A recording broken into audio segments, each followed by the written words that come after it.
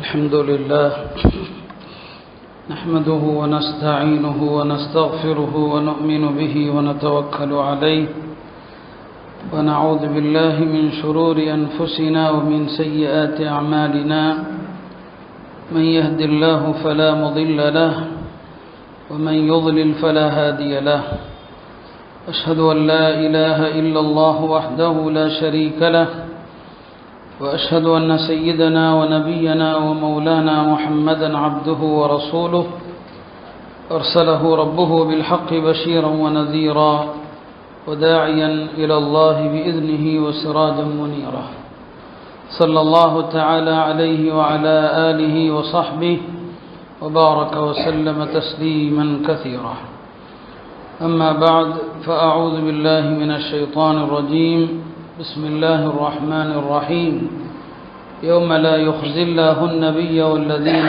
آمنوا معه نورهم يسعى بين أيديهم يقولون ربنا أتمم لنا نورنا واغفر لنا إنك على كل شيء قدير. وقال النبي صلى الله عليه وسلم لقد كان فيما قبلكم من الأمم ناس محدثون فإن يكن في أمتي لكان عمر أو كما قال عليه الصلاة والسلام. கணித்திற்குரிய அல்லாஹ் நல்லடியார்களே, நம்முடைய மார்க்கத்தில் பிடிப்பாக இருப்பதற்கும் நம்முடைய கொள்கைகள் வணக்க வழிபாடுகள் சீராக இருப்பதற்கும் நமக்கு முன்வாழ்ந்தவர்களுடைய வரலாறுகள் அதை குறித்து நாம் தெரிந்திருக்க வேண்டிய அவசியம் இருக்கிறது. குறிப்பாக நபித்தோழர்கள் சஹாபா பெருமக்களுடைய வாழ்க்கை வரலாறு என்பது நம்முடைய உள்ளத்திற்கு ஒலியூட்டக்கூடியதாக இருக்கிறது. அந்த வகையிலே தான் நாம் சஹாபா பெருமக்கள் குறித்து அவர்களது மார்க்கப்பற்று, அவர்களது எளிமை, உலகத்தில் அவர்கள் எப்படி வாழ்ந்தார்கள் என்பதை பற்றியெல்லாம் நாம் தெரிய வேண்டிய அவசியத்தில் இருக்கிறோம். அந்த வகையிலே ஹஜ்ரத் சையதுனா உமர் இப்னுல் கத்தாப் ரலியல்லாஹு அன்ஹு அவர்களுடைய வாழ்க்கையை நாம் தெரிந்து கொள்வது அவசியம். உமருல்லானுடைய வாழ்க்கை என்பது ஒரு ஜும்மா பயானிலே பேசி முடிக்கிற ஒரு பயான் அல்ல. அவர்கள் இஸ்லாத்திற்கு முன்பு எப்படி இருந்தார்கள், இஸ்லாத்தை ஏற்ற பின் எப்படி நடந்தார்கள், ஒரு ஹலீஃபாவாக எப்படி ஆட்சி நடத்தினார்கள் என்பதெல்லாம் ஒரு நீண்ட வரலாறு. நாம் அவர்களது வாழ்க்கையின் சில முக்கிய பகுதிகளை மட்டுமே சொல்கிறோம். ஹுலஃபாய் ராஷிதீன்கள் நால்வருமே இஸ்லாத்தை ஏற்பதற்கு முன்னாலேயே அவர்களுக்கு அல்லாஹ் வழிகாட்டுகிற பல கனவுகளை காட்டியிருக்கிறான். பெருமானார் ஸல்லல்லாஹு அலைஹி வஸல்லம் அவர்களுக்கு நபித்துவம் கிடைப்பதற்கு முன்னரே ஹஜ்ரத் உமர் ரலியல்லாஹு அன்ஹு அவர்களுக்கு சில கனவுகள் வந்தது. சஹீஹ் புகாரியிலே வருகிறது. ஹஜ்ரத் உமர் அவர்கள் உறக்கத்தில் இருக்கிறார்கள், தூக்கத்தில் இருக்கிறார்கள். அறியாமைக்கால அந்த மக்கள் வழிபடுகிற சிலைகளுக்கு அருகில் தான் தூங்குகிறார்கள். தூக்கத்திலே ஒரு மாடுண்டு அறுக்கப்படுகிறது. பக்கத்திலேயே ஒரு சப்தமும் வருகிறது. மக்கள் ஒரு பக்கம் மாட்டை அறுக்கிறாங்க, சிலைகளுக்கு கும்பிடுறாங்க. ஒரு அசரீரி ஒன்று கேட்கிறது. அந்த சப்தம் யா ஜலீஹ் அம்ருன் நஜீஹ் ரஜுலுன் ஃபஸீஹ் யகூலு லா இலாஹ இல்லல்லாஹ் என்று ஒரு சத்தம் வருது. யா ஜலீஹன் சொன்னா பகைத்து கொள்பவரே, இதோ இந்த மனிதர் நேரான வழியை உங்களுக்கு காட்டுகிறார், வெற்றிகரமான ஒரு பாதையை உங்களுக்கு காட்டுகிறார், அவர் லா இலாஹ இல்லல்லாஹ் என்று சொல்வார் என்று ஒரு சத்தம் வருது. உமர் ரலியல்லாஹு அன்ஹு அவர்கள் உறக்கத்திலேயே பார்க்குறாங்க இந்த சத்தம் எங்கே வருதுன்னு சொல்லி. மறுபடியும் அப்படி ஒரு சத்தம் வருது. ஒரு மனிதர் வருவார், தூய வார்த்தையில் பேசுவார், அவர் சொல்லக்கூடிய விஷயம் வெற்றியை தரும், அவர் லா இலாஹ இல்லல்லாஹ் சொல்வார் என்று. இதெல்லாம் கனவுல நடக்குது. அந்த கனவிலிருந்து எழுந்திருக்கிறாங்க. இந்த கனவு கண்ட கொஞ்ச நாளில் நபி ஸல்லல்லாஹு அலைஹி வஸல்லம் அவர்களுடைய நபித்துவ செய்தி மக்களிடையே வருகிறது. இப்போ உமர் ரலியல்லாஹு அன்ஹு அவர்கள் இப்படி ஒரு நபி வரப்போவதை அவர்கள் ஏற்கனவே அறிந்ததை நாம் பார்க்கிறோம். கனவின் மூலமாக பெருமானார் ஸல்லல்லாஹு அலைஹி வஸல்லம் அவர்கள் சொன்னார்கள், லகத் கான ஃபீமா கப்லக்கும் மினல் உமமி நாசும் முஹத்தஸூன். முன்வாழ்ந்த சமுதாயங்களில் அல்லாஹ் எண்ணுவதை அப்படியே பேசக்கூடியவர்கள் இருந்தாங்க. அவர்களுக்கு பேர் முஹத்தஸ். அவங்க நாவில் என்ன வரும், அல்லாஹ் நினைப்பது நாவில் வரும். அப்படி நபி சில பேர் இருந்தாங்க. ஆனால் அவங்க நபிமார்கள் அல்ல. அவங்க நபிமார்கள் கிடையாது. ஆனால் அவர்கள் என்ன நினைக்கிறார்களோ அதுதான் அல்லாஹ் நாடியதாக இருக்கும். இப்படி முன்வாழ்ந்த சமுதாயத்தில் இருந்தாங்க பலர். என்னுடைய உம்மத்தில் அப்படி பேசுகிற ஒருவர் இருப்பாரையானால் அது ஹஜ்ரத் உமராகத்தான் இருக்க முடியும் என்று பெருமானார் ஸல்லல்லாஹு அலைஹி வஸல்லம் அவர்கள் சொன்னார். நபி ஸல்லல்லாஹு அலைஹி வஸல்லம் அவர்கள் தன்னுடைய துஆக்களிலே ஹஜ்ரத் உமர் அவர்களுக்கு நிறைய துஆ செஞ்சாங்க. அல்லாஹும்ம அஇஸ்ஸல் இஸ்லாம பி உமர் இப்னுல் கத்தாப், இந்த மார்க்கத்திற்கு ஹஜ்ரத் உமரை கொண்டு கண்ணியத்தை கொடு என்று அவர்கள் துஆ செஞ்சாங்க. கைர், அதுவெல்லாம் நாம் நிறைய தெரிந்த விஷயங்கள். ஹஜ்ரத் உமர் இஸ்லாத்துக்கு வந்தாங்க. இப்னு மசூத் ரலியல்லாஹு அன்ஹு அவர்கள் சொல்வார்கள், கான இஸ்லாமுஹு ஃபத்ஹன், ஹஜ்ரத் உமர் ரலியல்லாஹு அன்ஹு அவர்கள் இஸ்லாத்தை ஏற்றது அது இந்த மார்க்கத்திற்கு வெற்றியாக இருந்தது. வஹிஜ்ரத்துஹு நஸ்ரன், அவர்கள் மதீனாவுக்கு ஹிஜ்ரத் செய்து வந்தது இந்த மார்க்கத்திற்கு உதவியாக இருந்தது. வ இமாரத்துஹு ரஹ்மத்தன், ஹஜ்ரத் உமர் ரலியல்லாஹு அன்ஹு அவர்களுடைய ஆட்சி இந்த மனித இனத்திற்கு அருளாக இருந்ததுன்னு சொல்லுவாங்க. உண்மையிலும் அப்படித்தான். உமர் ரலியல்லாஹு அன்ஹு அவர்கள் அத்தகைய ஒரு நிலைப்பாட்டை உடையவர்கள் தான். அவங்கள்ட்ட 3 சிறப்புகள் இருந்தது, 3 விஷயங்கள். ஒன்று அஷித்தத்துல் அம்ரில்லா, அல்லாஹ்வுடைய கட்டளை விஷயத்தில் கடுமையாக இருப்பாங்க, ரொம்ப கடுமையாக இருப்பாங்க. இரண்டாவது என்ன, மக்கள் மீது ரொம்ப இரக்கமாக இருப்பாங்க, ரொம்ப இரக்க சுபாவம். எவ்வளோ கடுமையோ அந்த அளவுக்கு மக்கள் மீது ரொம்ப இரக்க சுபாவத்தோடு இருப்பாங்க. மூன்றாவது ஹஜ்ரத் உமர் அவர்களிடத்தில் இருந்த விஷயம் என்ன, அல் வகூஃபு இன்த ஹுதூதில்லா, அல்லாஹ்வுடைய ரசூலுடைய ஆயத்தோ ஹதீஸோ சொல்லப்பட்டால் அப்படியே சரணாகதி ஆயிடுவாங்க, சரணடைஞ்சிருவாங்க. இதுதான் ஹஜ்ரத் உமர் ரலியல்லாஹு அன்ஹு அவங்கள்ட்ட இருந்த 3 விஷயம் இது இல்லையா. ரசூல் ஸல்லல்லாஹு அலைஹி வஸல்லம் அவர்கள் எல்லா இடங்களிலும் ஹஜ்ரத் அபூபக்கர் உமரை தான் சேர்த்து அழைச்சிட்டு போவாங்க. பாருங்க, உஹது போருடைய இறுதி கட்டம் கொஞ்சம் முஸ்லிம்களுக்கு பாதகமாக போனது. அப்போ முஸ்லிம்கள் பலவாறாக சிதறிடுறாங்க. நபி ஸல்லல்லாஹு அலைஹி வஸல்லம் அவர்களும் அபூபக்கர் உமர் எல்லாம் ஒரு குகைக்குள்ள போய் ஒளிஞ்சுக்கிட்டாங்க, ஒரு குகையில மறைஞ்சுக்கிட்டாங்க. இப்போ அபூ சுஃபியானுக்கு ஒரு ஆள் தப்பான தகவல் கொடுக்குறாரு. என்ன, நபி ஸல்லல்லாஹு அலைஹி வஸல்லம் அவங்களை நான் கொன்று விட்டேன்னு சொல்றார். ஒரு ஆள் இப்னு கமியான் ஒருத்தர் பெருமானாரை நான் கத்தல் செஞ்சுட்டேன்னு சொல்றார். அபூ சுஃபியானுக்கு இது உண்மையா இல்லையான்னு தெரியல. இப்போ அபூ சுஃபியான் ஒரு குகைக்கு பக்கத்தில் என்ன செய்யறாருன்னு சொன்னா, அவர் ஒரு சத்தம் கொடுக்கிறார், அஃபில் கோமி முஹம்மத், இந்த கூட்டத்தில் முஹம்மது இருக்கிறாரான்னு சொல்லி. பெருமானாரும் அந்த வார்த்தையை கேட்குறாங்க, யாரும் பதில் சொல்லல. அஃபில் கோமி அபூபக்கரின், இந்த கூட்டத்தில் அபூபக்கர் இருக்கிறாரான்னு கேட்கிறார். அஃபில் கோமி உமர், இந்த கூட்டத்தில் உமர் இருக்கிறாரான்னு சொல்லி. இங்கே யோசிக்க வேண்டிய விஷயம் என்ன, மக்காவுடைய குறைஷிகளும் பெருமானாருக்கு பிறகு அபூபக்கரையும் உமரையும் தான் தலைவராக கருதினார்கள். பெருமானார் உயிரோடு இருக்கிறாரா என்று கேட்டுவிட்டு அடுத்து எந்த 2 பேரை கேட்கிறார் அபூ சுஃபியான்? அபூபக்கர் இருக்கிறாரா உமர் இருக்கிறாரான்னு தான் கேட்கிறார். அப்போ நபி ஸல்லல்லாஹு அலைஹி வஸல்லம் அவங்களுக்கு இணையான தலைவர்களாக அந்த குறைஷிகளும் ஹஜ்ரத் அபூபக்கரையும் உமரையும் தான் கருதுறாங்க. இப்போ கேட்கிறார், இவங்கெல்லாம் இருக்கிறாங்களா அப்படின்னு சொல்லி. கேட்டுட்டு பதிலே வரல. பதில் வராததும் அபூ சுஃபியான் நினைச்சுக்கிட்டாரு, அப்போ இவர்களெல்லாம் கொல்லப்பட்டு விட்டார்கள், பதில் இல்லை. அப்போ உடனே அவர் வழிபடுகிற தெய்வமான ஹுபுல்ங்கிற தெய்வத்தை அழைத்து, ஹுபுலே உனக்கே வெற்றி அப்படிங்கிறார். அதுக்கு மேலே ஹஜ்ரத் உமரால் பொறுக்க முடியல. சொன்னாங்க, இல்லை, நாங்கள் எல்லாரும் நீ சொல்றதை கேட்டுட்டு தான் இருக்கிறோம். பெருமானாரும் இருக்கிறாங்க, அபூபக்கரும் இருக்கிறார், நானும் இருக்கிறேன். எங்களுக்கு மௌலா அல்லாஹ் தான், உனக்கு எந்த எஜமானும் இல்லை, எங்களுடைய எஜமான் அல்லாஹ் என்று ஹஜ்ரத் உமர் ரலியல்லாஹு அன்ஹு அவர்கள் பதில் அளித்ததாக நாம பார்க்கிறோம். அவர் ரசூல் ஸல்லல்லாஹு அலைஹி வஸல்லம் அவங்களோடு எப்போதும் உடனிருந்த ஒரு முக்கியமான தோழராக ஹஜ்ரத் அபூபக்கர் ரலியல்லாஹு அன்ஹு அவர்கள் இருந்தாங்க, உமர் ரலியல்லாஹு அன்ஹு அவர்கள் இருந்தாங்க. பெருமானாரோடு வாழ்க்கை முழுவதும் நடந்த ஏராளமான விஷயங்கள் இருந்தாலும் பல்வேறு சந்தர்ப்பங்களில் அந்த விஷயங்களை எல்லாம் நாம் என்ன செய்திருக்கிறோம், கவனத்தில் கொண்டிருக்கிறதுனால அவங்களுடைய ஆட்சி காலத்தினுடைய சில விஷயங்களை தான் நான் சொல்ல விரும்புகிறேன். ஹஜ்ரத் அபூபக்கர் ரலியல்லாஹு அன்ஹு அவர்கள் தன்னுடைய மரண நேரத்தில் அடுத்த ஹலீஃபாவாக யாரை நியமிப்பது என்பது குறித்து மக்களிடம் கருத்தும் கேட்கிறாங்க. தனக்குள் ஒரு யோசனையும் இருந்தது, யாரை அடுத்து நியமிக்கலாம் என்று. பிறகு அவர்கள் ஒரு முடிவெடுத்துட்டாங்க, உமர் ரலியல்லாஹு அன்ஹு அவர்களே நியமிக்கலாம் என்று. அப்போ சில பேர் சொன்னாங்க, ஹஜ்ரத் அபூபக்கர் அவர்களிடத்தில் நீங்கள் இவ்வளவு கடுமையான ஒரு ஆளை நியமிக்கிறீங்களே, நாளைக்கு அல்லாட்ட என்ன பதில் சொல்லுவீங்கன்னு கேட்டாங்க. இவ்வளோ கடுமையான ஆள் உமர், நீங்கள் அவரை நியமிச்சா அல்லாட்ட என்ன பதில் சொல்லுவீங்கன்னு சொல்லி. அபூபக்கர் ரலியல்லாஹு அவர்கள் சொன்னாங்க, அல்லாஹ்வுடைய விஷயத்தில் என்ன பயமுறுத்துகிறீர்களா?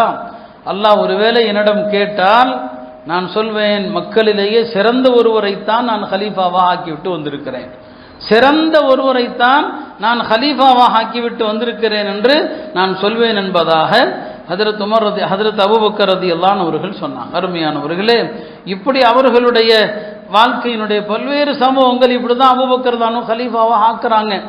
அடுத்து அவர்கள் ஹலீஃபாவாக வந்துட்டாங்க. ஹலீஃபாவாக வந்த பிறகு அவங்களுடைய வாழ்க்கை எப்படி இருந்துச்சு பாருங்க. ஹஜ்ரத் உமர் தான் அவங்களுக்கு முன்னால யாராவது இத்தகில்லான்னு சொன்னா போதும். இத்தகில்லான்னா என்ன அர்த்தம்? அல்லாஹ்வை அஞ்சிக்கொள் என்ன அர்த்தம்? உமர் தான் அவங்களுக்கு முன்னால யாராவது இத்தகில்லான்னு சொன்னா ரொம்ப சந்தோஷப்படுவாங்க. அப்படி சொன்னவருக்கு நன்றியும் செலுத்துவாங்க. இத்தகில்லான்னு சொன்னா அவருக்கு என்ன செய்வாங்க? நன்றி செலுத்துவாங்க. ஹஜ்ரத் உமர் ரலியல்லாஹு அவர்கள் தனக்கு முன்னால் தன்னுடைய குறையை யார் சொல்கிறாரோ அவரை வரவேற்பாங்க. மர்ஹபம் பின் நாசிஹ், எனக்கு நல்லதை நாடி என் குறையை சொல்பவர்கள் யாராக இருந்தாலும் வாருங்கள் சொல்லுவாங்க. நமக்கு குறை சொல்றவனா பிடிக்காது, யாராவது நம்ம குறையை சொன்னா பிடிக்காது. நம்முடைய குறையை சொல்றவன் நல்லதை நாடுபவன்.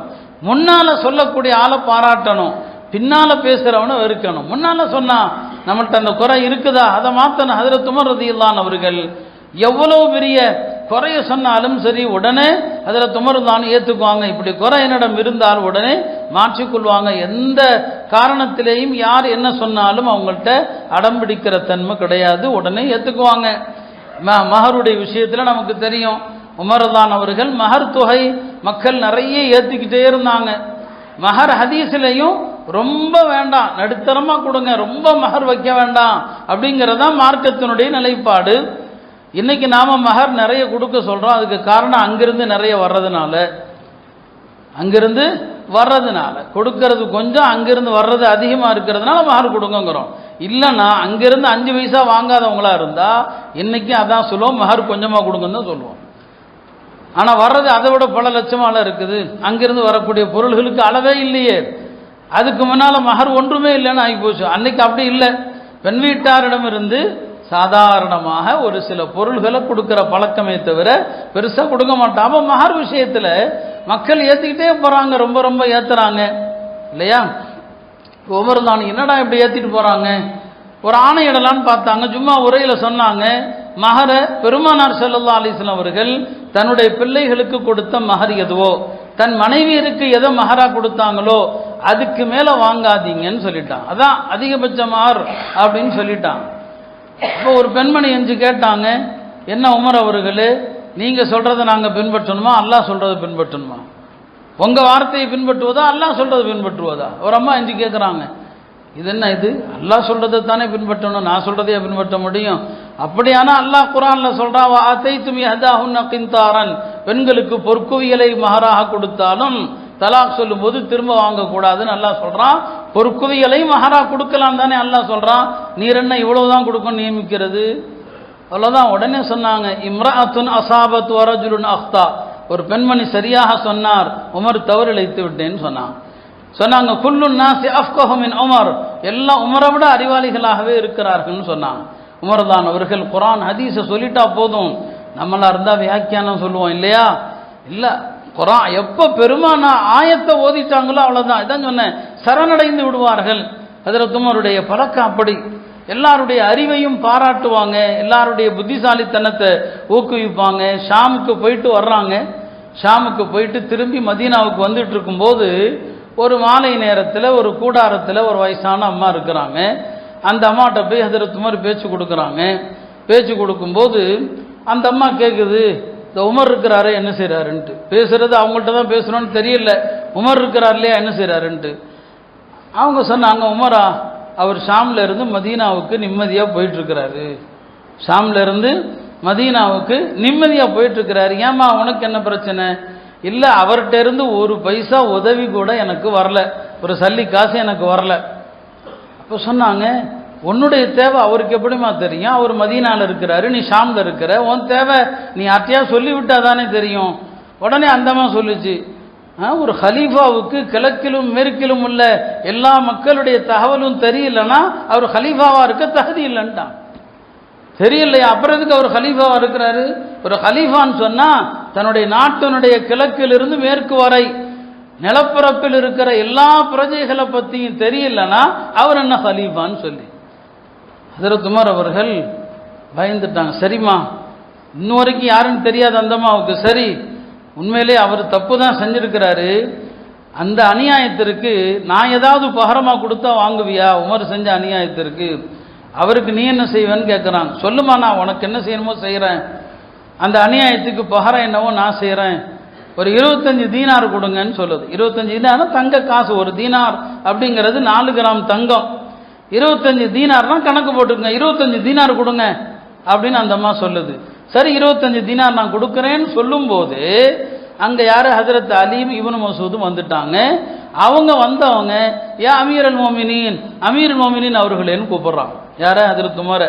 இந்த இடத்துல இன்னொன்னையும் சொல்லிக்கிறேன், ஒரு ஆட்சியாளரை அமீருல் மோமினின் அப்படின்னு அழைக்கிறது ஹஜ்ரத் உமருக்கு தான் முதல்ல இந்த பட்டம் தரப்பட்டது. அபூபக்கர் இருந்த வரைக்கும் அவங்கள மக்கள் எப்படி அழைப்பாங்க? ஹலீஃபத்து ரசூலில்லா, நபி ஸல்லல்லாஹு அலைஹி வஸல்லம் ஹலீஃபான்னு அழைச்சாங்க.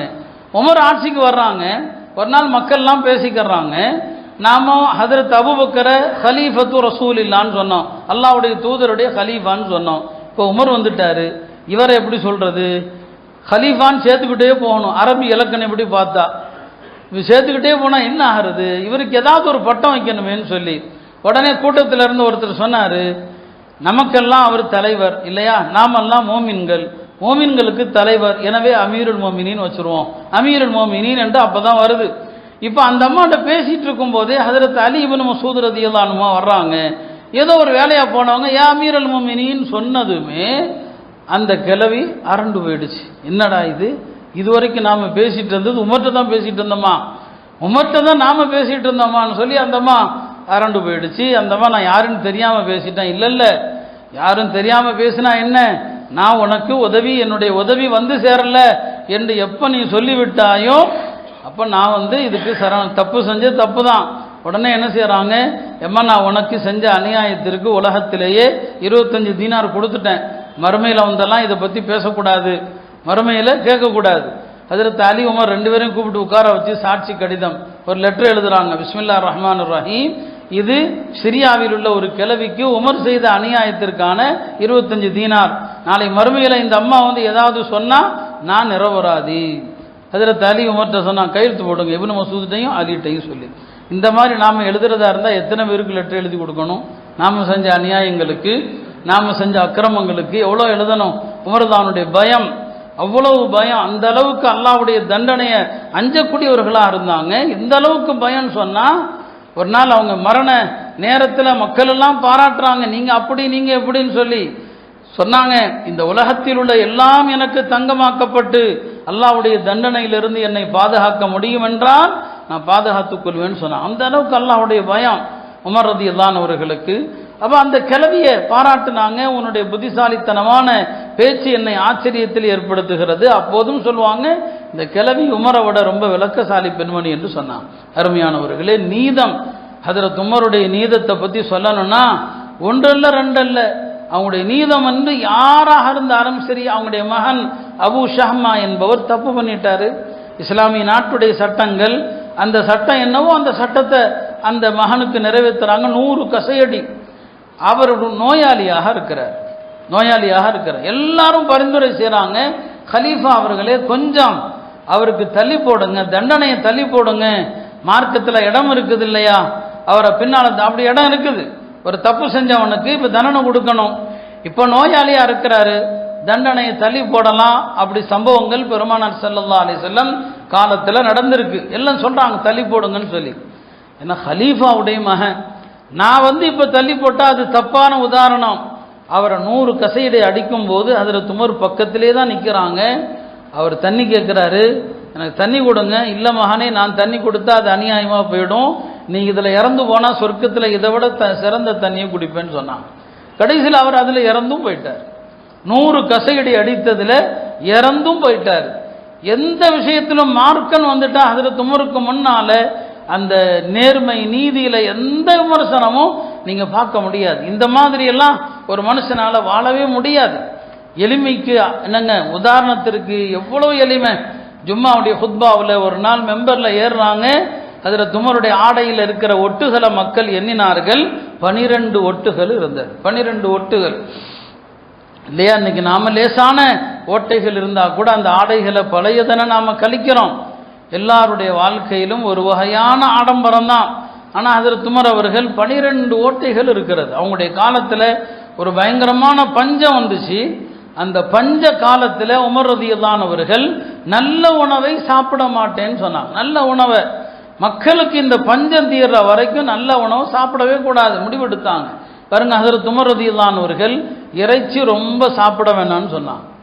இறைச்சி ரொம்ப சாப்பிட வேண்டாம். இறைச்சியும், இது உமர் சொன்ன வார்த்தை, நான் சட்டமா சொல்லலை, ஏன்னா சில வார்த்தையை சொன்ன பிடிச்சிக்குவாங்களே.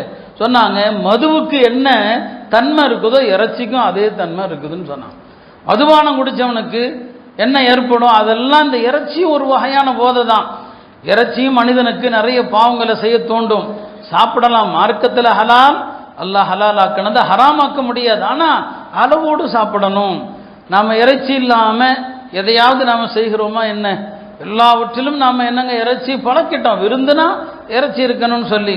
வலீமா மார்க்கத்தில் சுன்னத்து தான். நபி ஸல்லல்லாஹு அலைஹி வஸல்லம் காலத்தில் வலீமால பெருமானாருடைய மனைவியர் எத்தனை பேர் நிக்கா செஞ்சாங்களோ ஒரே ஒரு மனைவியை நிக்கா செய்த போது மட்டும்தான் கரியர் என்னங்க விருந்து. யார? ஜைனப் ரலியல்லாஹு அவங்கள. மற்ற எல்லா பெண்களுடைய நிக்காகிலும் வலீமா என்ன? சாதாரண நெய், பாலாடை கட்டி, தேனு, இதான் வலீமாங்கிறது. அப்ப அருமையானவர்களே, உமர் ரலியல்லாஹு அவர்கள் ரொம்ப ரொம்ப எச்சரிப்பாங்க. ரொம்ப இறைச்சி சாப்பிடாதீங்கன்னு சொல்லுவாங்க. அவங்களுடைய மகன் இவனு உமர்கிட்ட ஒரு நாள் பார்க்குறாங்க, முன்னால் இறைச்சி இருக்குது. என்ன மகனே இது? இறைச்சி. ஏன் இப்படி? இல்லை, ஆசைப்பட்டா வாங்கினேன். ஆசைப்பட்டதை எல்லாம் சாப்பிடாதேன்னு நான். இன்றைய நம்முடைய முசீபத்தே அதுதான். ஆசைப்பட்டதை எல்லாம் எல்லாவற்றையும் அடைய வேண்டும்ங்கிறது தான் ஹலால் ஹராமுடைய எல்லைகளை தாண்ட வைக்குது. அருமையானவர்களே, ஹஜ்ரத் உமருடைய ஆட்சி காலத்தில், அவங்க காலத்தில் நடந்த வெற்றிகள் இருக்கு இல்லையா, அதற்கு பிறகு எந்த ஹலீஃபாவும் அவ்வளோ பெரிய வெற்றி ஈட்டினதில்லை. இன்றைய பாரசீகம், ரோம் எல்லாம் அவங்களுடைய காலத்தில் தான் அவ்வளோ பெரிய வெற்றிகள், வரலாறு காணாத வெற்றியை குவித்தாங்க. உமர் ரலியல்லாஹு அவர்கள் தான் சில விஷயங்களுக்கு முதல் முன்னோடி. அவங்க தான் குர்ஆனை தொகுக்கிறதுக்கு ஆலோசனை கொடுத்தது ஹஜ்ரத் உமர் தான். அபூபக்கர் அவங்களுக்கு குர்ஆனை தொகுத்து இப்ப நம்மள்ட்ட இருக்கு இல்லையா, இந்த தொகுப்பு அவங்க தான் ஆலோசனை கொடுத்தாங்க. முதலாக தராவீஹுடைய தொழுகையை ஜமாத்தாக நடைமுறைப்படுத்தியது ஹஜ்ரத் உமர் தான். உமர்லானுடைய காலத்துக்கு முன்னால மக்கள் தராவீஹ் தனித்தனியாக தான் தொழுதுட்டு இருப்பாங்க.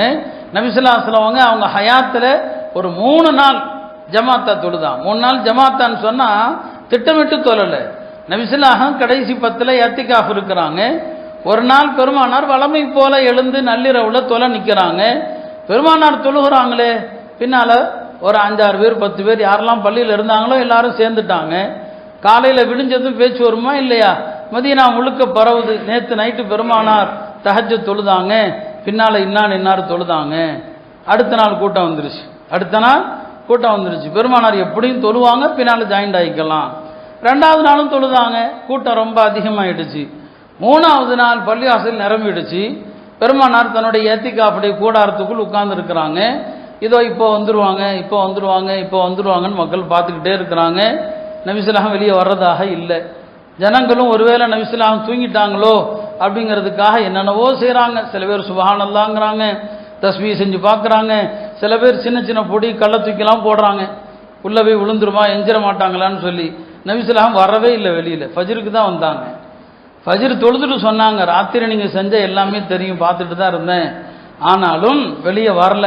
நான் இப்படியே தொடர்ந்து தொழு வச்சா நீங்கள் ஃபரதாக ஆக்கிடுவீங்க. மார்க்கத்தில் சுன்னத்தா வைக்கணும், நஃபிலா வைக்கணும். எதையும் அதனை இடத்தை விட மேலே தூக்கவும் கூடாது, எதையும் கீழே இறக்கவும் கூடாது. நான் தொடர்ந்து ஜமாத்தை தொழுதா நீங்கள் ஃபரதாக்கிடுவீங்க.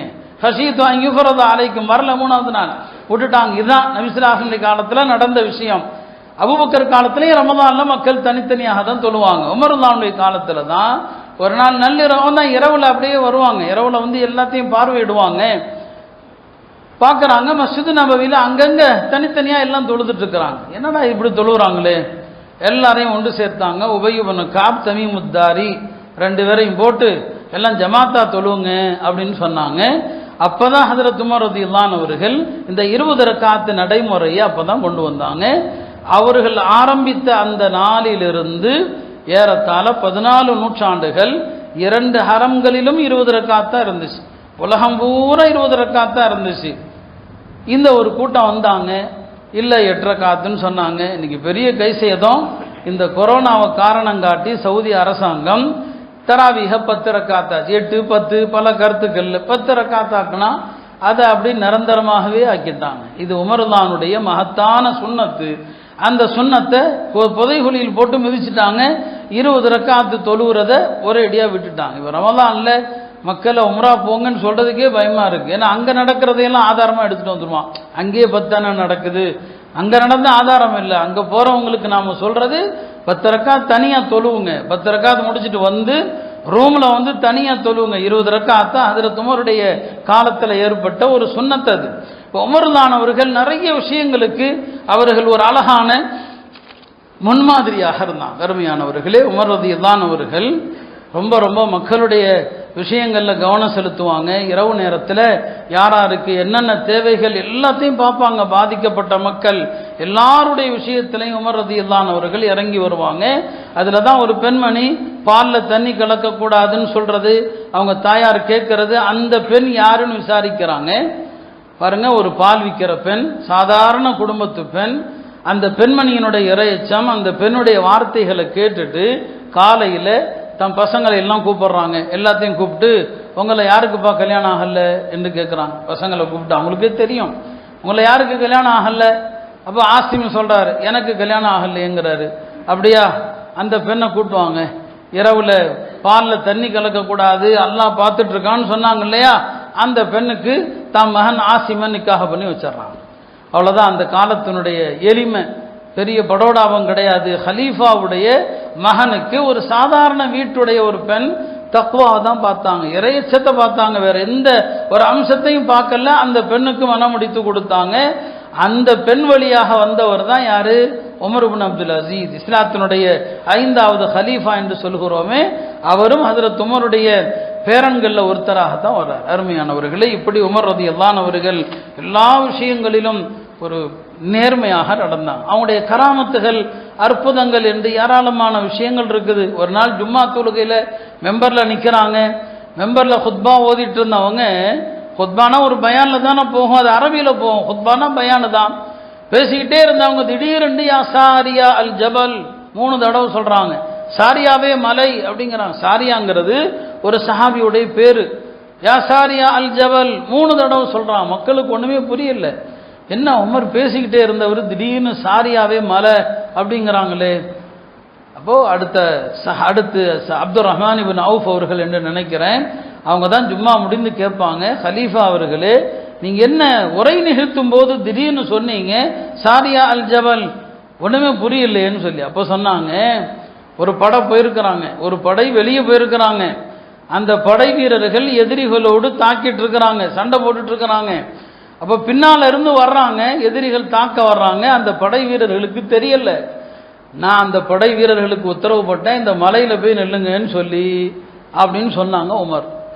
புரியுங்களா? பின்னால அந்த படை வீரர்கள் 2 மாசத்துக்கு பிறகு வந்தாங்க. வந்தவங்க சொன்னாங்க, நாங்க போர் செஞ்சுட்டு இருக்கும் போது ஜும்மா நாள் யுத்தம் செஞ்சுட்டு இருக்கிறோம், திடீரென்று ஒரு சத்தம் கேட்குது, யா சாரியா அல் ஜபல், யா சாரியா அல் ஜபல். நாங்க அந்த சத்தத்தை கேட்டு மலையில ஏறிக்கிட்டோம், நாங்க எதிரிகளை வென்றோம்னு சொல்லி. இப்படி உமர் ரலியல்லாஹு அன்ஹு அவர்கள், அல்லாஹ் அவங்களுக்கு அவ்வளோ பெரிய கராமத்தை கொடுத்திருந்தான். நைல் நதிக்கே லெட்டர் எழுதினாங்க. நைல் நதி இருக்கிறதே, அதற்கு ஒரு லெட்டர் எழுதி அந்த நதியில போட சொன்னாங்க. அல்லாஹ்வுடைய உத்தரவினால் நீ ஓடுவதாக இருந்தால் ஓடு என்று சொன்னாங்க. அந்த லெட்டரை போட்டதுக்கு அப்புறம் நைல் நதியில இன்று வரைக்கும் தண்ணீர் வற்றியதாக இல்லை. பெருக்கெடுத்து ஓடுகிற தண்ணி எப்போதுமே நைல் நதியில் இருக்கும். இதெல்லாம் ஹஜ்ரத் உமர் ரலியல்லாஹு அன்ஹு அவர்கள் அவங்களுடைய நேர்மைக்கான உதாரணம். அருமையானவர்களே, உமர் ரலியல்லாஹு அன்ஹு அவர்கள் அவங்களுடைய இறுதி காலம் ஏறத்தாழ 10 ஆண்டு காலங்கள் ஆட்சி செய்கிறாங்க. அவங்க 10 வருஷம் ஆட்சி செய்து அவங்க கடைசி ஹஜ்ஜை முடித்து விட்டு வர்றாங்க. மதீனாவில் ஒரு அடிமை இருந்தான், அபு லுஆ என்ற ஒரு அடிமை, முகீரத் இப்னு ஷுஅபாவுடைய அடிமை.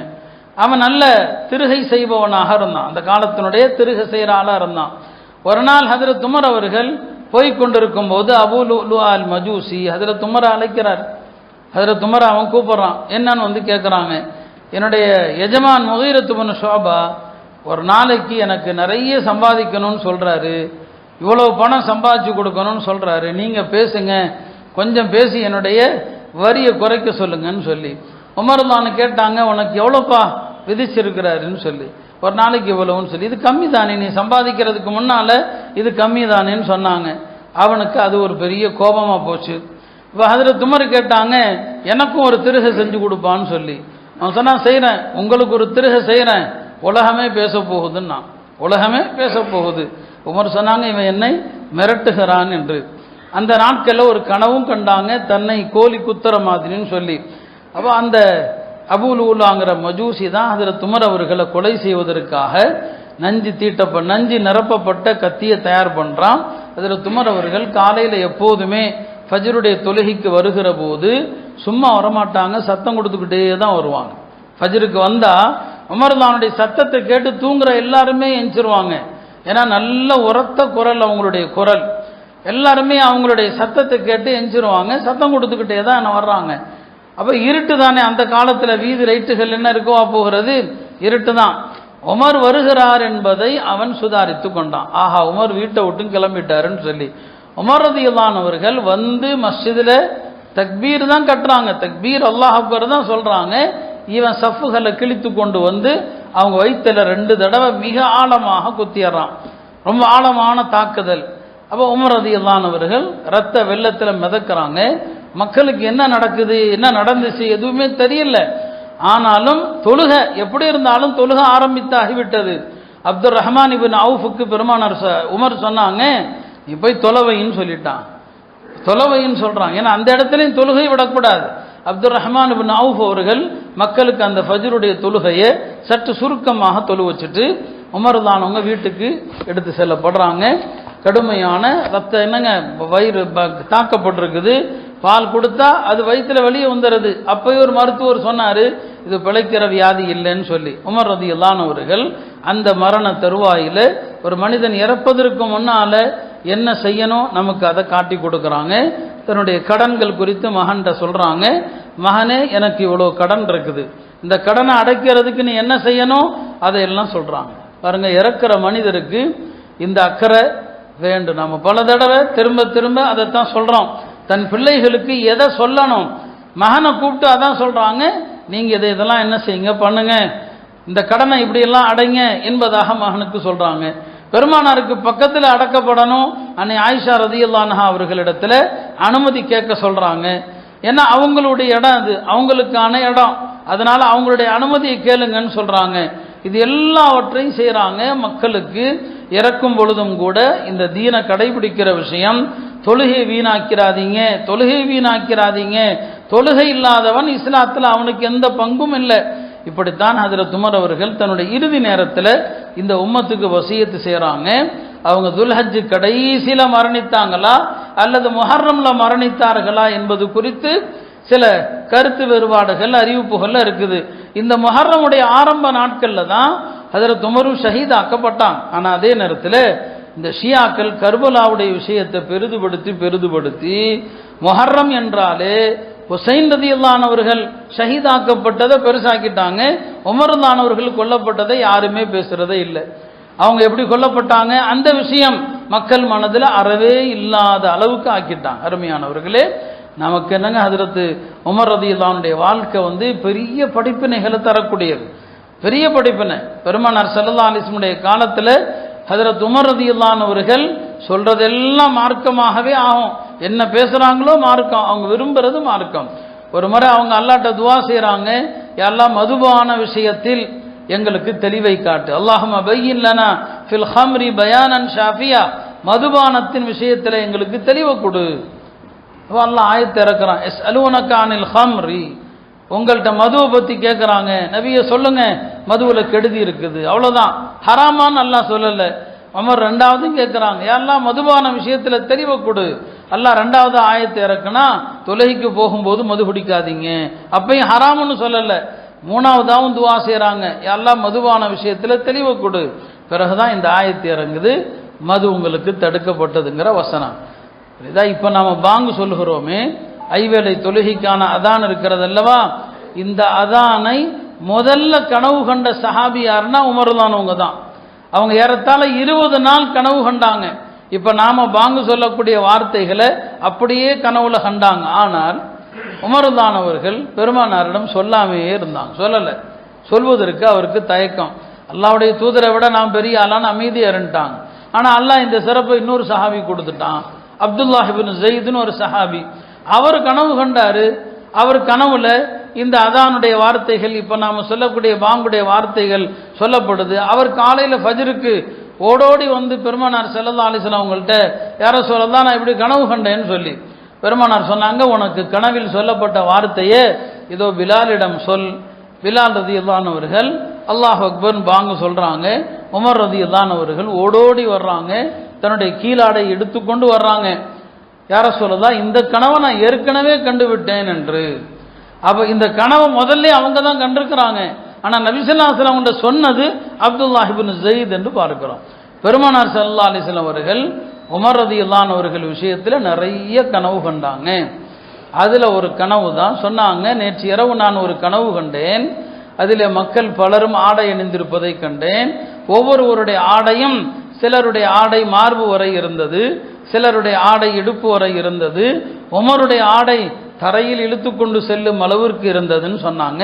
யார சொல்லலாம், இந்த கனவுக்கான விளக்கம் என்ன? ஆடை என்பது அவருடைய மார்க்கப்பற்றை குறிக்கிறதுன்னு சொன்னாங்க. ஆடை அவருடைய மார்க்கப்பற்றை குறிக்கிறது என்று சொன்னாங்க. நபி ஸல்லல்லாஹு அலைஹி வஸல்லம் அவங்க பால கனவுல கண்டாங்க. அந்த பால ஹஜ்ரத் உமருக்கு கொடுப்பதாக கண்டாங்க. அதற்கு விளக்கம் என்ன? இல்முன்னு சொன்னாங்க. மார்க்க இல்மு அவருக்கு தரப்பட்டிருப்பதை குறிப்பதாக. இப்படி நபி ஸல்லல்லாஹு அலைஹி வஸல்லம் அவங்களே ஹஜ்ரத் உமர் ரலியல்லாஹு அன்ஹு அவர்கள் விஷயத்துல பல கனவுகள் அவர்கள் கண்டாங்க. அருமையானவர்களே, இப்படி அவர்களுடைய சிறப்புகள், ஏராளமான சிறப்புகளை கொண்ட ஒரு உன்னதமான சஹாபி தான் ஹஜ்ரத் உமர் ரலியல்லாஹு அன்ஹு அவர்கள். நாம் எதற்காக சொல்றோம்? நம்முடைய சஹாபாக்களை குறித்து, நபித்தோழர்கள் குறித்து யாராவது விமர்சித்தால் அவர்களை நாம ஏற்றுக்கவே கூடாது. சஹாபாக்களை விமர்சிக்கிற யாரும் நமக்கு தலைவர்களாக ஆக முடியாது. அதற்கு தான் இதை சொல்றோம். இந்த தலைப்புகளை இப்ப பேசினா, இப்ப எதுக்கு இதெல்லாம் பேசுறீங்கன்னு சில பேர் கேட்குறாங்க. இப்ப தேவையான்னு சொல்லி, கண்டிப்பாக இப்பதான் பேசியாகணும். இதுதான் பேச வேண்டிய நேரம். ஏன்னா இப்ப சமீப காலங்களில் இந்த இணையதளங்கள் வழியாக ஷியாக்களுடைய கொள்கை நிறைய பரப்பப்படுது. அருமையானவர்களே, ஈரான்ல பல தெருக்களுக்கு வைத்திருக்கிற பேர் என்னன்னா, அதில் துமரை கொலை செய்தான் பாருங்க, அபு லூலுவா, அவனுடைய பெயரை தான் பல தெருக்களுக்கு வச்சிருக்கிறான். யாருடைய பேர்? அபு லூலுவாங்கிறவனுடைய பேரை வச்சிருக்கிறான். இந்த அபு லூலுவா அவனும் மதீனால கொல்லப்பட்டுட்டான். அவன் வந்து ஈரான்ல இறக்கல்ல. ஆனால் இந்த ஈரானியர்கள் ஹஜ்ரத் உமரை கொலை செஞ்ச அபு லூலுவா இருக்கிறானே, அவனை போற்றும் விதமாக அவன் பேர்ல ஒரு தர்கா கட்டி வச்சிருக்கிறான். தர்கானா கபர் இருக்கணும்னு தேவையில்லையே, நாமளே எத்தனையோ ஊர்களை பார்க்குறோம் இல்லையா? அவன் பேர்ல அபு லூலுவாங்கிற பேர்ல கட்டி வச்சிருக்கிறாங்க. அப்ப இந்த அளவுக்கு ஹஜ்ரத் உமர் ரலியல்லாஹு அன்ஹு அவர்கள் மீது அவர்களுக்கு வெறுப்பு. ஏன்னா உமர் ரலியல்லாஹு அன்ஹுடைய காலத்துல தான் இந்த ஈரானும் வெற்றி கொள்ளப்படுது. மஜூசிகள், நெருப்பு வணங்கிகள், அவர்களை ஹஜ்ரத் உமர் தான் ஒடுக்குனாங்க. இன்றைய ஈரானிகளுக்கும் அந்த நெருப்பின் மீது ஒரு பாசம் இருக்கும், நெருப்பின் மீது ஒரு பற்று அவங்களுக்கு இன்னைக்கு வரைக்கும் உண்டு. அதனால தான் நாம சொன்னோம், நாம இந்த உலகத்தில் நடக்கக்கூடிய அரசியல் போர்கள், சண்டைகள், இதையெல்லாம் வச்சு மார்க்கத்தை எடை போடக்கூடாது. யாரும் யாரையும் தாக்கலாம், யார் பக்கம் நியாயம் இருக்குதோ அவர்கள் பக்கம் நிற்கலாம், அதோட முடித்துக் கொள்ளலாமே தவிர அதற்காக மார்க்கத்துக்கான அளவுகோல் கிடையாது. நம்முடைய நபியின் தோழர்களை, அதுவும் அவங்களுக்கு நெருக்கமான தோழர்களை ஏசுகிற யாரா இருந்தாலும் சரி, அது ஈரான் என்றல்ல, இங்க இருக்கிற சில இயக்கத்தினுடைய தலைவர்களும் சஹாபாக்களை திட்டுறவன் இங்கேயும் இருக்கிறான். நாம் அவங்களே ஏற்றுக்கிறது கிடையாது, அவர்களும் வழிகேடர்கள் தான். எனவே சஹாபிகள் குறித்து எந்த விமர்சனம் யார் செய்தாலும் அவர்கள் நமக்கு முன்னோடிகள் கிடையாது. எனவே தான் நம்முடைய சத்திய சஹாபாக்களுடைய எல்லா வழிமுறைகளையும் நாம் தெரிந்திருக்க வேண்டும். எல்லாம் அல்ல அல்லாஹ் சஹாபா பெருமக்களுடைய வரலாறுகளை தெரிந்து அவர்களை போல எளிமையான பேணுதலான வாழ்க்கையை வாழ்வதற்கு அல்லாஹ் நம் அனைவருக்கும் தௌஃபீக் செய்வானாக. வ ஆஃபிரு தாவானா அல்ஹம்துலில்லாஹி ரப்பில் ஆலமீன்.